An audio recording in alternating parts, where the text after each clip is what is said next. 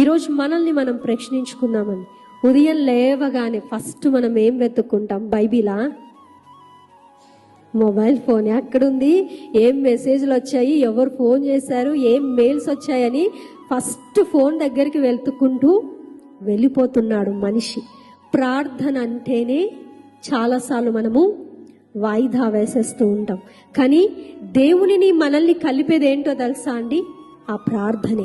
ఆ ప్రార్థననే మనం ఏం చేస్తున్నామంటే దేవునికి అపాయింట్మెంట్ ఇవ్వట్లా, ప్రతిసారి క్యాన్సిల్ చేసేస్తూ ఉన్నాం, ప్రతిసారి వాయిదా వేసేస్తూ ఉన్నాం, ప్రతిసారి దేవునికి దూరం అయిపోతూ ఉన్నాం అనే విషయాన్ని మనం జ్ఞాపకం చేసుకోవాలి. బిల్లీ గ్రహాం గారిని ఒకసారి ఒక ఇంటర్వ్యూయర్ అడిగినప్పుడు ఆయన చెప్పిన మాట, మీకు మరో జన్మ అంటూ ఉంటే గనక మీరేం చేయాలని ఆశపడుతున్నారంటే ఆయన చెప్పిన మాట, మరో జన్మ అంటూ బైబిల్ ప్రకారం ఉండదండి, ఒకవేళ ఉంటే గనక నేను ఆశపడుతున్నది ఏంటో తెలుసా? ఎక్కువ ప్రార్థనలో గడపాలి, ఎక్కువ దేవుని సన్నిధిలో గడపాలి, ఎక్కువగా దేవునితో గడపాలి అని నేను ఆశపడుతున్నాను అని అన్నాడు. ఆ రోజు బిల్లీ గ్రహాం గారు చెప్పిన మాట మనం ఖచ్చితంగా పాటించాలండి. ఎందుకో తెలుసా? విలువైన దాన్ని మనం పోగొట్టుకుంటున్నాం.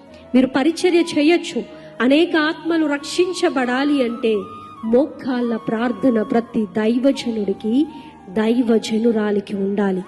ఆత్మ కార్యాలు అక్కడ జరిగించబడాలి అంటే మీరు వాక్యము వెదజల్లబడుతున్నప్పుడు ప్రార్థనాపూర్వకంగా సిద్ధపడి రావాల్సిందిగా దేవుడు చెబుతూ ఉన్నాడు.